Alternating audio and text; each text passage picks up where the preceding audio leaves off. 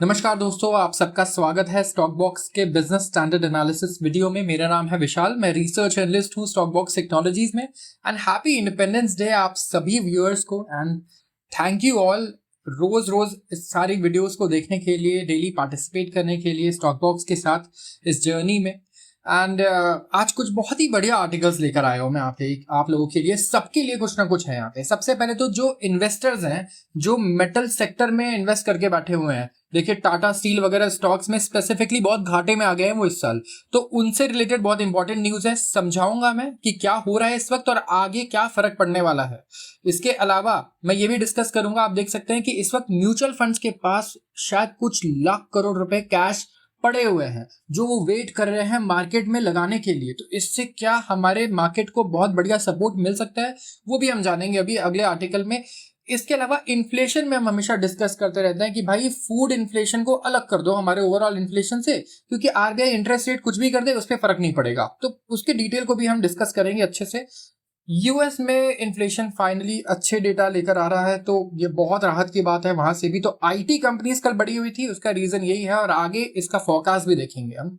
इसके अलावा गूगल को शायद अब तोड़ दिया जाएगा अलग अलग कंपनीज में, ये ऐसा हो सकता है, this is possible in US. इसके बारे में अभी चर्चा चल रही है। एंड इंडिया में एक्सपोर्ट्स में हमें डिप देखने को मिला है 1.5% जुलाई में। तो क्या जितनी भी एक्सपोर्ट्स और पोर्ट वाली कंपनी है उनसे हमें थोड़ा दूर रहना चाहिए या उनमें और एवरेज करना चाहिए? इस वक्त क्या करना चाहिए, क्या आउटलुक है उनका, ये भी एनालाइज करने की कोशिश करेंगे इस आर्टिकल के थ्रू। एंड माइनिंग कंपनीज को लेके एक और आर्टिकल है कि एससी ने क्या वर्डिक्ट दिया है और ओवरऑल इसका क्या इंप्लीकेशन होगा। ये दोनों चीजें हम डिस्कस करेंगे और आखिर में डिस्कस करेंगे इंडिया के डिफेंस बजट के बारे में, क्योंकि हम आत्मनिर्भर बनना चाहते हैं डिफेंस इंडस्ट्री में specifically. So this will be our topics of discussion today.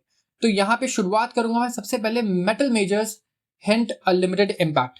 सबसे पहले वर्डिक्ट आई अभी सुप्रीम कोर्ट की, जिसमें कहा गया कि 1.5 से 2 ट्रिलियन रुपए का इंपैक्ट पड़ सकता है माइनिंग इंडस्ट्री पर जी। और सारी जितनी भी माइनिंग और मेटल वाली कंपनीज है ना, आप देखोगे शेयर प्राइस इनके काफी नीचे चले गए। कुछ कंपनीज के स्पेसिफिकली ज्यादा नीचे जाते हुए दिखे, कुछ के बहुत ही कम। ठीक है, तो अभी ये फर्दर डिटेल्स अवेट कर रही हैं।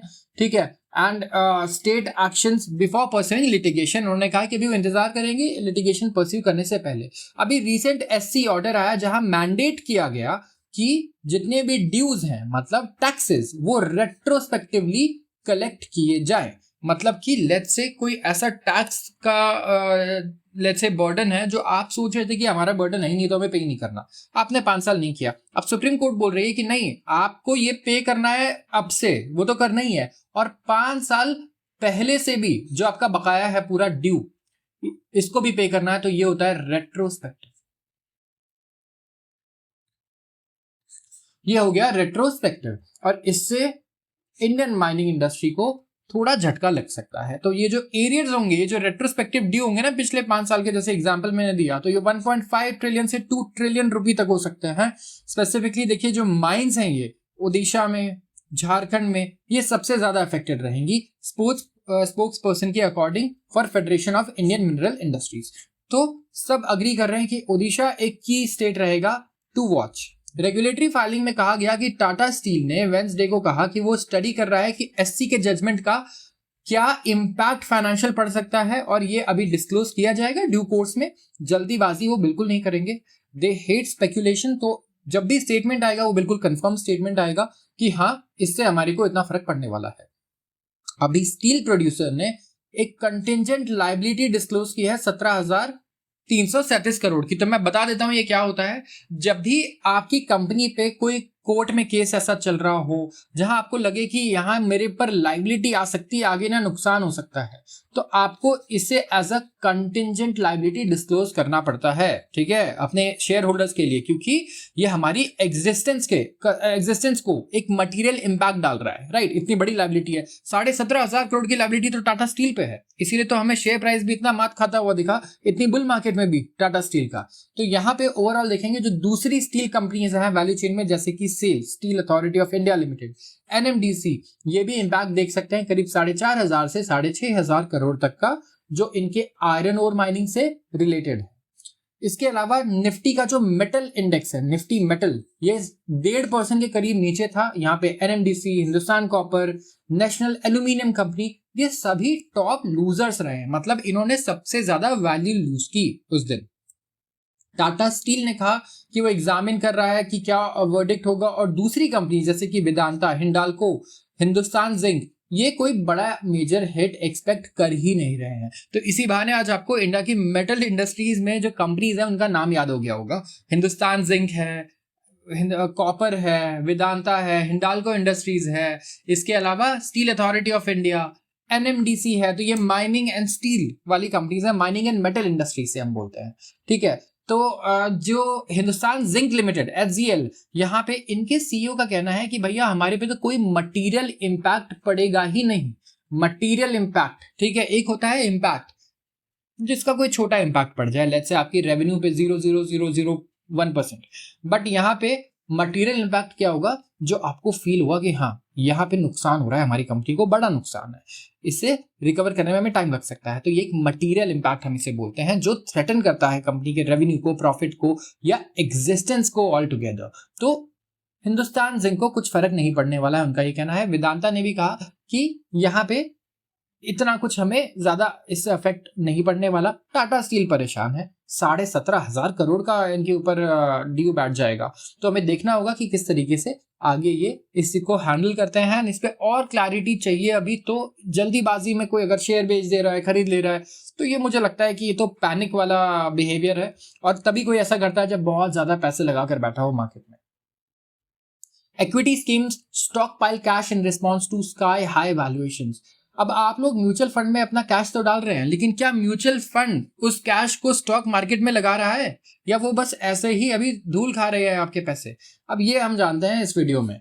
कैश जो इक्विटी म्यूचुअल फंड्स के पास है, स्कीम्स के पास, वो बहुत ही शार्पली ऊपर जा चुका है जुलाई में, बजट वॉलेटिलिटी के बाद, क्योंकि यहाँ पे एलिवेटेड वैल्यूएशंस के कंसर्न्स आ गए हैं पूरी इंडस्ट्री में। अब ऐसा लग रहा है कि बीएचईएल जैसे स्टॉक आप देखिए, ये करीब 200, आई थिंक 190 या 290, मुझे नहीं याद आ रहा है, एक बार आप चेक करिएगा, 200 से 300 के पी रेशियो पर ये ट्रेड कर रहा है, ठीक है।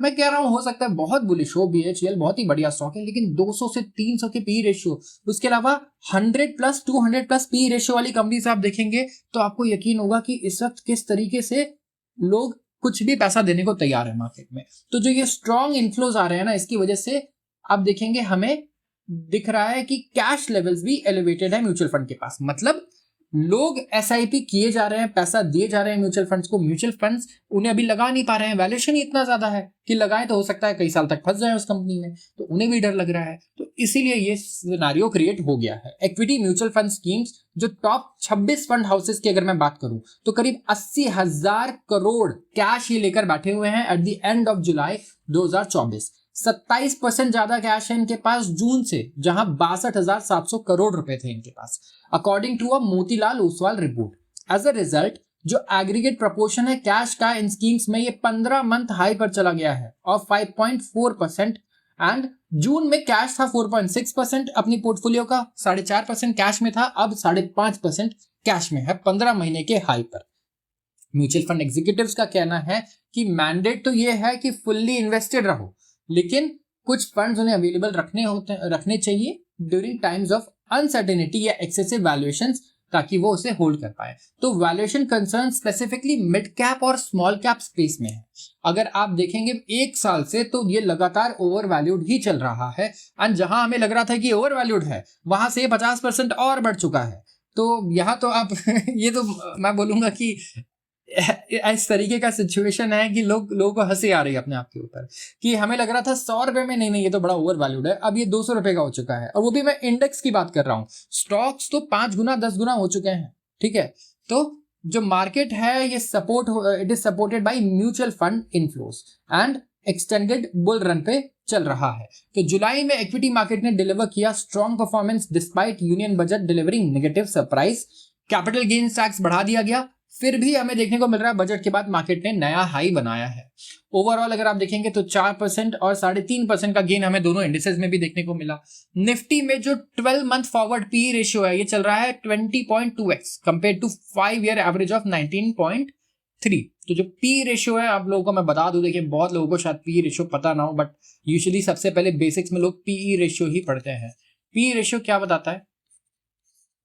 ओवरऑल मान लीजिए आपको एक घर खरीदना है, ठीक है। अब मैं जा रहा हूं घर खरीदने, ये रहा मेरा घर। मैंने ये देखा कि घर मिल रहा है कितने में, लेट्स से मान लेते हैं 1 करोड़ में, ठीक है। इस घर से ये घर कमाता कितना है, इसका रेंटल यील्ड कितना है, तो ये कितना है इसका बाइंग प्राइस, और इससे मुझे इनकम कितना मिलेगा। ये मान लीजिए कमाता है 1 करोड़ का घर 1 लाख पर मंथ, ठीक है। अब ये हाइपोथेटिकल सिचुएशन है, आप बार्गेनिंग मत कीजिएगा मेरे साथ कि 1 लाख ज्यादा है कम है।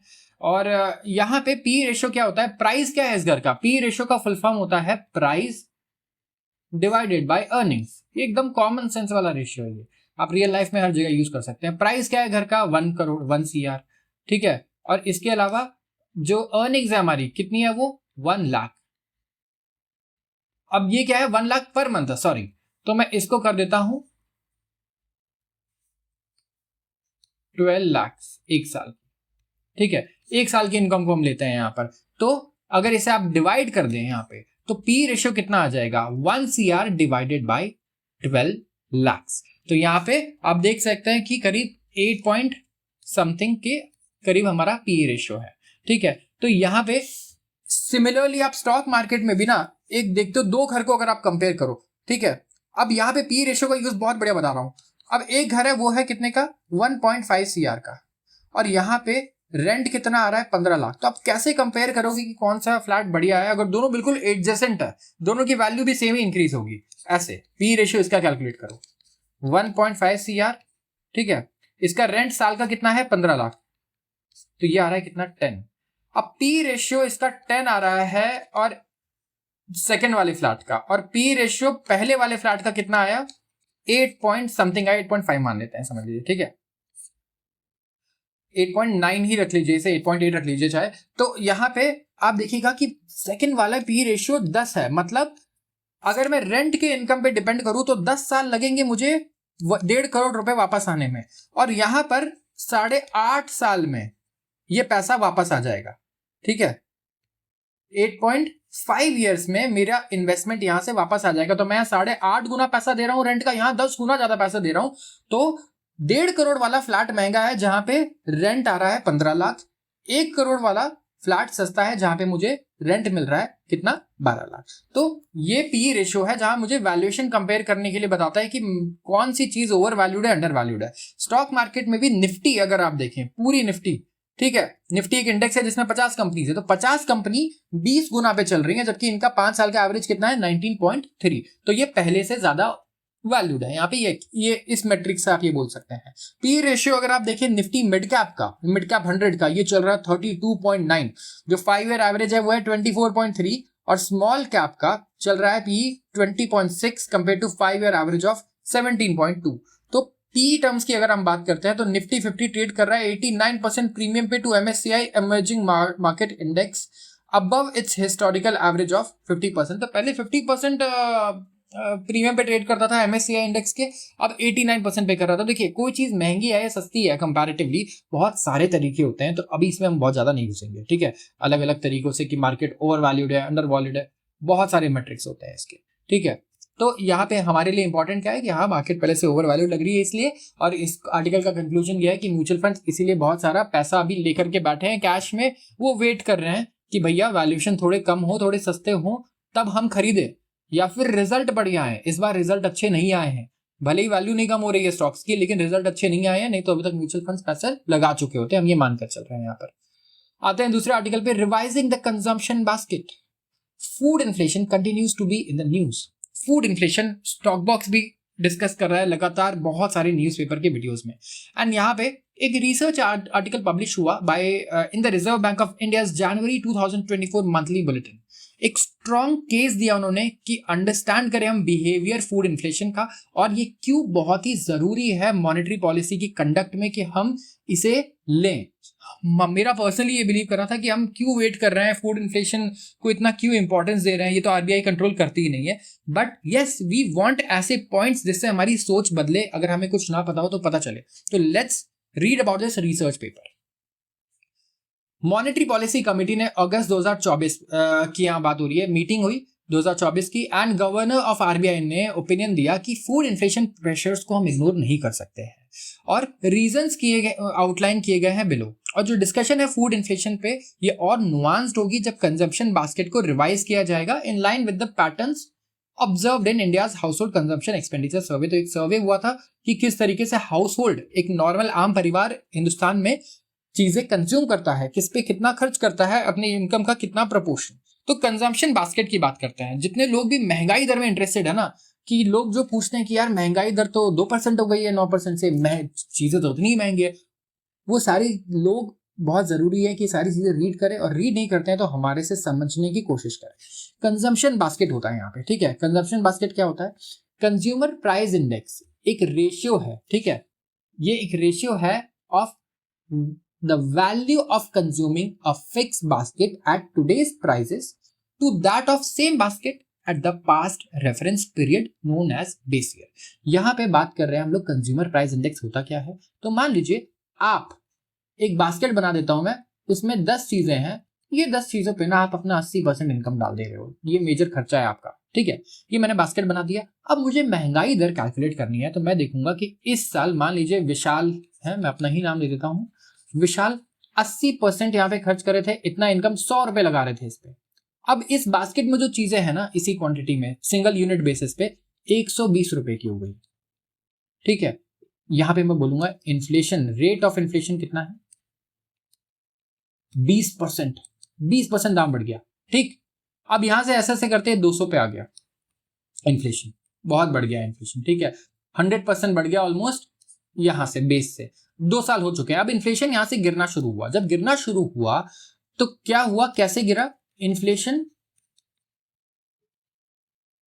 यहां से 202 रुपए अब कॉस्ट हो गया इसी बास्केट की। तो मैं बोलूंगा इन्फ्लेशन कंट्रोल कर लिया है हमने।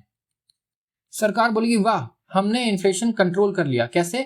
क्योंकि भाई पिछला जो था 200 का कंजम्पशन था, अब ये 202 का हो गया, ठीक है। तो कितना? 1% इन्फ्लेशन है। भारत में इन्फ्लेशन सिर्फ 1% ही रह गया है। तो जो आपकी चीजें बढ़ी थी वो तो उतनी महंगी रहेंगी, लेकिन यहां पे मैंने क्या किया, बेस ईयर चेंज कर दिया, ठीक है। तो अगर आप बेस ईयर चेंज कर देते हो तो इसीलिए यूजुअली क्या होता है कि बेस प्राइस अब 200 है, अगर आप इसको 100 से लोगे तब तो भाई इन्फ्लेशन अभी भी बहुत ज्यादा है। लेकिन आप बेस ईयर जब चेंज कर रहे हो, बड़ा हाई बेस इफेक्ट इसी को बोलते हैं कि ये देखिए जब इतना ज्यादा हो गया तो इन्फ्लेशन यहाँ पे कम होता हुआ हमें नजर आता है ओवरऑल। तो सबसे पहले तो ये एक इंपॉर्टेंट चीज है जो ट्विटर वगैरह पे लोग काफी डिस्कस कर रहे थे और हमारे पास क्वेश्चन आ रहे थे पर्सनली, उसका जवाब है। तो बेस ईयर आप समझ गए कि आज के प्राइसेस को हम एक साल लेट्स से 2020 में ये बास्केट ऑफ चीजें हैं, ये 100 रुपए में आती थी, उससे कंपेयर करेंगे हर साल महंगाई कितना बढ़ रही है।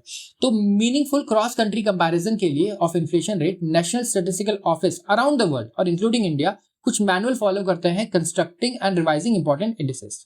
तो यहाँ पे इंक्लूडिंग सीपीआई। तो यहाँ पे अगर आप करंट बास्केट देखें, ये रिफ्लेक्ट करता है consumption pattern observed in HCES 2011-12 का, जो रिलीज डेटा आया है अभी HCS का 2022-23 का, और जो बास्केट ऑफ गुड्स हैं जिसके प्राइस को ट्रैक किया जाएगा अब, वो अब रिवाइज हो चुके हैं। तो 2011-12 में कंजम्पशन पैटर्न अलग था लोगों का। अब मैं कहता हूं कि भाई इंटरनेट बिल भी तो महंगाई के इसमें अब मैं कहता हूं कैलकुलेट होना चाहिए कि मैं इंटरनेट पे कितना खर्च कर रहा हूं, क्योंकि 2011-12 में हो सकता है मैं अपने मोबाइल और इंटरनेट फोन पे खर्च नहीं करता था इतना, लेकिन अब 90% लोगों के पास फोन है और वो भी स्मार्टफोन है। तो इंटरनेट और ये सारा जो ओवरऑल एक्सपेंडिचर है ये भी काफी बढ़ गया है, वाईफाई का बिल भी काफी बढ़ गया है लोगों का। तो ऐसे हमारी स्पेंडिंग हैबिट्स क्योंकि इवॉल्व हो जाती है हर 10 साल पे, तो बहुत जरूरी है कि जो इन्फ्लेशन का बास्केट है इसे भी रिवाइज किया जाए, राइट।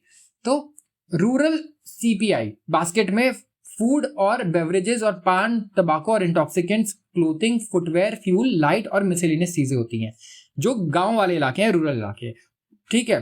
अर्बन सीपीआई बास्केट में हाउसिंग रेंट भी होता है। तो जो रिवाइज सीपीआई बास्केट है ये रिफ्लेक्ट करेगा कंजम्पशन पैटर्न जो 2022-23 में रेलेवेंट थे। तो अब जो लेटेस्ट बास्केट आने वाला है सीपीआई का, ये और ज्यादा बेटर होगा। तो आप देख रहे हैं अगर आप गांव में रहते हैं तो आपका सीपीआई अलग तरीके से कैलकुलेट होगा महंगाई दर, और शहर में यहाँ पे हमने हाउसिंग रेंट को भी इंक्लूड किया है क्योंकि गांव में हाउसिंग रेंट कितने लोग पे करते हैं, राइट।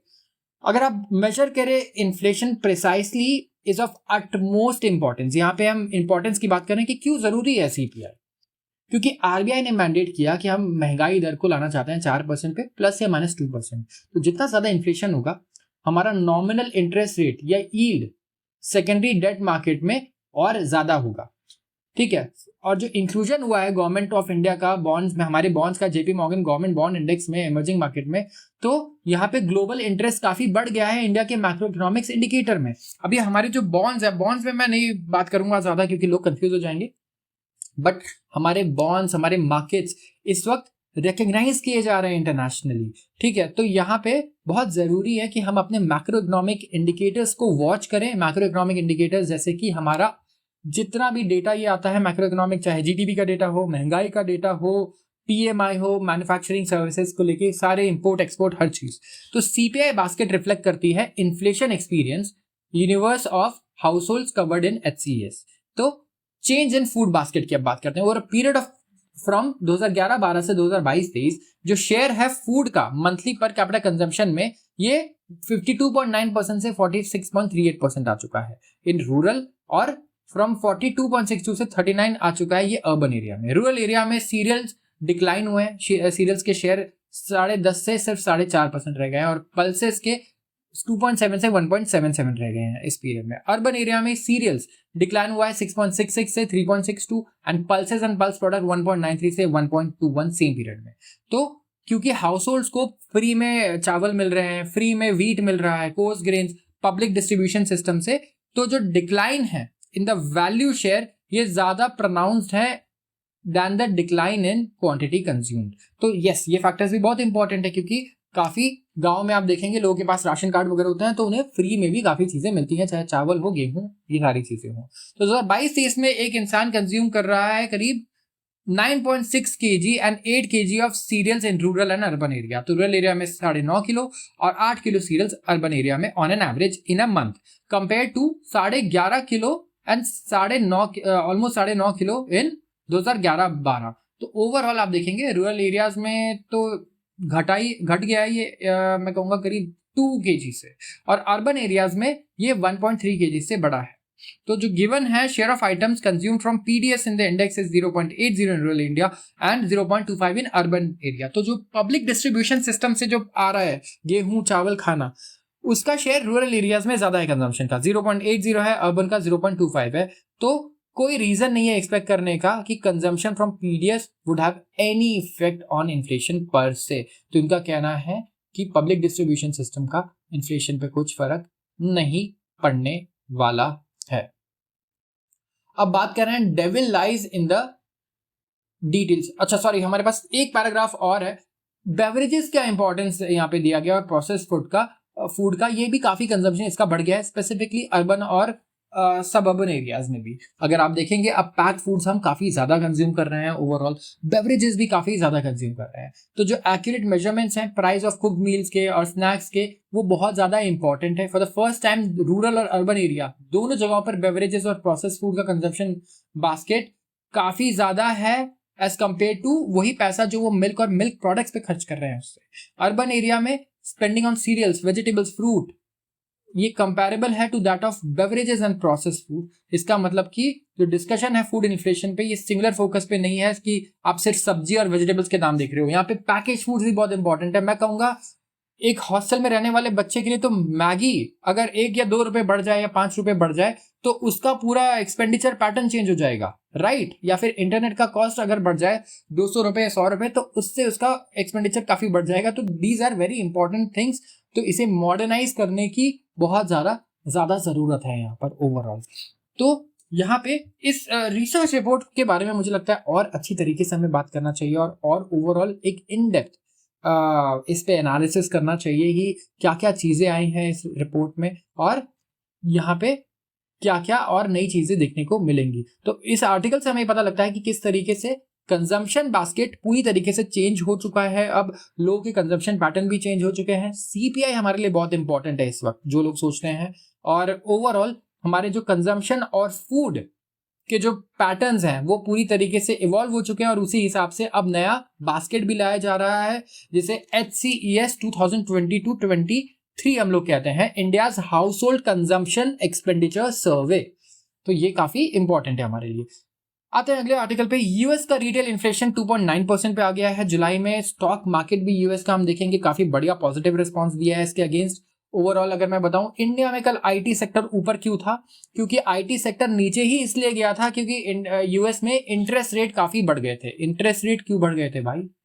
क्योंकि इन्फ्लेशन बढ़ गया था। इन्फ्लेशन को नीचे लाने के लिए हमें काफी ज्यादा इंटरेस्ट रेट्स बढ़ाने पड़े और उसकी वजह से वहां पे कंजम्पशन कम हुआ, ग्रोथ कम हुई। अगर आप देखेंगे ओवरऑल एक्सपेंडिचर कम हुआ, एक्सपेंशन कम हुआ, तो इंडिया आईटी सेक्टर काफी नीचे आ गया। क्योंकि भाई Indian IT sector service provider है जो यूएस के क्लाइंट्स को सर्विस प्रोवाइड करता है। तो यूएस के क्लाइंट्स जब सर्विस पे खर्च करेंगे, एक्सपेंशन करेंगे, तभी तो हमें काम मिलेगा। तो यही एक खुशखबरी है जो मिली हमारे इंडियन आईटी कंपनीज को। इसलिए आप देखेंगे यूएस में भी नैस्डैक जो इंडेक्स है आईटी कंपनीज का, वहां पे वो भी काफी ऊपर था। एंड उसके साथ साथ ही इंडियन आईटी कंपनीज भी काफी बढ़िया रिस्पांस दे रही है इस न्यूज को।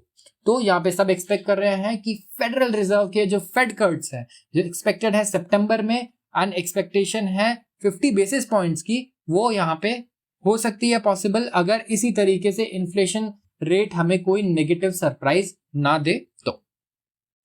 US mulls rare antitrust move breaking up Google. अब यहां गूगल को तोड़ने की बात चल रही है एंड लोग काफी शॉक है। यस, एंटी ट्रस्ट, जैसे इंडिया में कंपटीशन कमीशन ऑफ इंडिया है, यूएस में ना एंटी ट्रस्ट कमीशन है।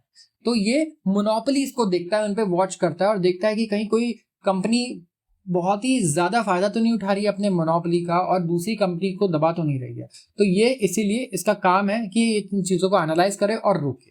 तो एक ब्रेकअप करने के लिए काफी सारे डिस्कशन शुरू हो गए हैं। काफी लोग तो चाहते हैं कि अल्फाबेट जो गूगल की पेरेंट कंपनी है इसे ब्रेक कर दिया जाए अलग अलग पार्ट्स में। तो Google is one of the options being considered by the US Justice Department after landmark court ruling, जहां पे देखा गया कि कंपनी ने मोनोपोलाइज किया है इंडिया ऑनलाइन सर्च मार्केट। मैं थोड़ा सा आपको ब्रीफ में ही बताता हूं।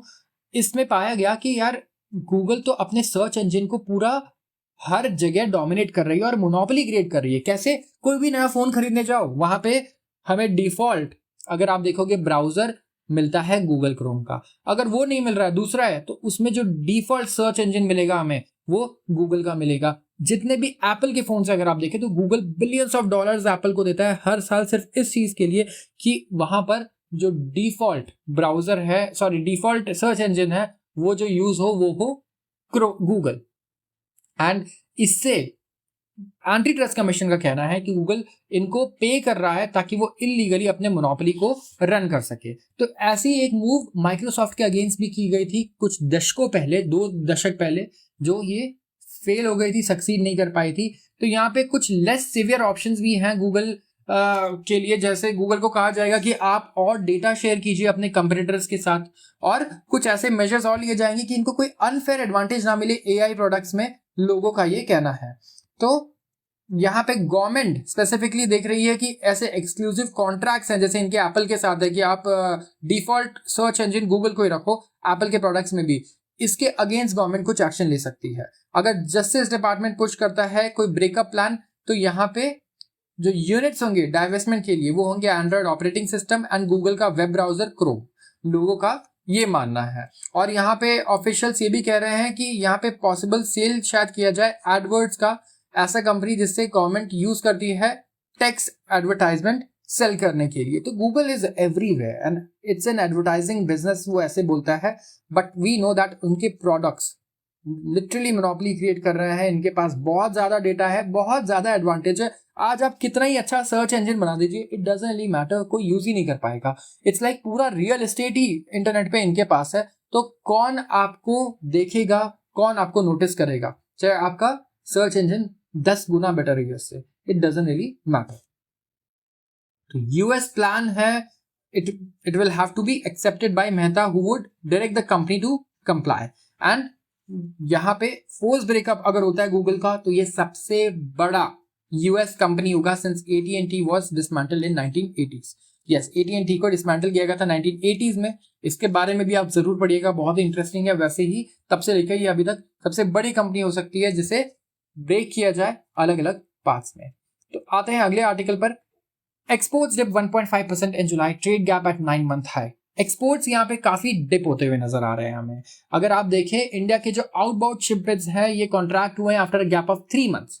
आउटबाउंड शिपमेंट्स मतलब एक्सपोर्ट्स 1.5% की घटत देखने को मिल रही है to 33.98 billion owing to muted global demand and geopolitical challenges। तो यहाँ पे दो चीजों की ही मैं बात करूंगा। देखिए ओवरऑल एक तो ग्लोबल डिमांड और एक जियोपॉलिटिकल चैलेंजेस। ग्लोबल डिमांड में हमें सुस्ती देखने को मिल रही है हर जगह। स्पेसिफिकली अगर आप देखिए चाइना वगैरह में तो डिमांड ग्रोथ बहुत ही कम हो गई है, तो इससे हमारे एक्सपोर्ट को काफी फर्क पड़ता है क्योंकि हम चाइना से इंपोर्ट तो करते हैं चीजें लेकिन एक्सपोर्ट भी करते हैं ओवरऑल। अगर आप देखें बात करूं मैं जियोपॉलिटिकल प्रेशर की तो काफी सारी लड़ाइयां चल रही है, बहुत सारे स्कर्मिश चल रहे हैं ग्लोबली। आप देखो Iran, Israel, Gaza, Russia, Ukraine, ये प्रॉब्लम्स खत्म ही नहीं होने का नाम नहीं ले रहे हैं। उल्टा कंसिस्टेंटली कहीं ना कुछ नई न्यूज आती रहती है रोज, जिसकी वजह से डिस्टेबिलिटी क्रिएट हो गई है। इसके अलावा हम और सुन रहे थे रेड सी में प्रॉब्लम्स चल रही है, तो इसकी वजह से हमें दिख रहा है कि हमारे एक्सपोर्ट्स को काफी प्रॉब्लम्स झेलना पड़ रहा है। जुलाई में जो कॉन्ट्रैक्शन आया है उसमें एट्रीब्यूट किया जा सकता है लो एक्सपोर्ट्स ऑफ पेट्रोलियम प्रोडक्ट्स को भी, क्योंकि डिमांड भी कम है और इंपोर्ट भी ज्यादा हो रखा है हमारा क्रूड ऑयल का। तो ओवरऑल जो नेट एक्सपोर्ट है वो इसीलिए हमें थोड़ा और कम नजर आ रहा है पेट्रोलियम प्रोडक्ट्स की वजह से। तो यहाँ पे पेट्रोलियम प्रोडक्ट्स अगर आप देखें तो इनका शेयर है मोर देन 15% और ये 22% कॉन्ट्रैक्ट हुआ है 5.23 बिलियन। और जहां की इंपोर्ट यहाँ पे 17.5% बढ़ गया है। तो ओवरऑल जो डेफिसिट है हमें इसलिए भी बड़ा नजर आ रहा है। तो डेफिसिट क्या होगा? डेफिसिट क्या होता है? जब आप इंपोर्ट ज्यादा करते हैं, आप खरीदते ज्यादा हैं, ठीक है, और आप एक्सपोर्ट कम करते हैं। इंपोर्ट्स ये ज्यादा बढ़ रहा है और एक्सपोर्ट्स कम बढ़ रहा है या घट रहा है, तो ये यहाँ पे सिचुएशन आती है डेफिसिट की। तो ये सिचुएशन किसी भी कंट्री को यूजुअली नहीं पसंद होती और इंडिया को तो बिल्कुल नहीं पसंद है। हम तो एक्सपोर्ट सरप्लस इकोनॉमी बनना चाहते हैं। हम चाहते हैं कि पूरी दुनिया में हम कंघी से लेकर रॉकेट तक मेड इन इंडिया हो, जो कहीं भी यूज कर रहा हो इंसान। तो ये थोड़ा हमारे लिए प्रॉब्लमैटिक है। SC allows retrospective mining taxes by states. अब इसके बारे में हमने डिस्कस किया, कई सारी कंपनीज डिस्कस की थी। सबसे पहले आर्टिकल में NMDC, Hindustan copper, national aluminium, SAIL, JSW, Tata steel, Welspun, Adani, Hindustan zinc, काफी सारे शेयर्स हैं मेटल्स के जहां पे इसका इम्पैक्ट देखने को मिल रहा है। सुप्रीम कोर्ट ने वेंसडे को एम्पावर किया कि जो स्टेट गवर्नमेंट है ना, ये भी टैक्सेस लगा सकती है माइनिंग और रिलेटेड एक्टिविटीज पे। ये रेट्रोस्पेक्टिवली लगा सकती है 1 अप्रैल 2005 से। जहां पे अब 2005 से अगर आप 2024 तक का रेट्रोस्पेक्टिव टैक्स लगा दोगे तो ये लॉजिकल तो नहीं है। कंपनीज कैसे पे करेंगे इतना? आपको तभी लेना चाहिए था ये टैक्स उनसे, आपने तब क्यों नहीं लिया? अब आप पिछले 25 साल 20 साल का टैक्स एक साथ मांग रहे हो, तो बहुत बड़ा बर्डन आ गया था टैक्स का। कोर्ट ने अपहेल्ड किया स्टेट गवर्नमेंट के राइट्स को कि भाई स्टेट गवर्नमेंट के पास राइट है कि वो सेस लिवाई कर सकती है माइनिंग लैंड्स पे, क्वारीज पे, और रॉयल्टी जो आप पे कर रहे हो माइनिंग ऑपरेशन से सेंट्रल गवर्नमेंट को, ये कोई टैक्स नहीं है, ठीक है। Royalty is not tax. ये हमारे चीफ जस्टिस ऑफ इंडिया थे जिन्होंने ये जजमेंट कहा कि ये अप्लाई होगा रेट्रोस्पेक्टिवली। मैंने अभी समझाया था इस वर्ड का मतलब, बहुत ही खतरनाक वर्ड है ये और नेगेटिव सेंस में ही हमेशा यूज होता है रेट्रोस्पेक्टिवली, ठीक है। जब भी कोई खर्चा या टैक्स आए कुछ कंपनीज हमेशा डूब जाती हैं यूजुअली, जैसा हमें टेलीकॉम के केस में भी देखने को मिला। ऑल्दो यहाँ पे ऐसा नहीं है, मेटल सेक्टर में कुछ इतना ज्यादा प्रेशर नहीं है और कई आधे से ज्यादा कंपनीज में कहना है कि हमें तो कोई फर्क ही नहीं पड़ता इससे बहुत ज्यादा।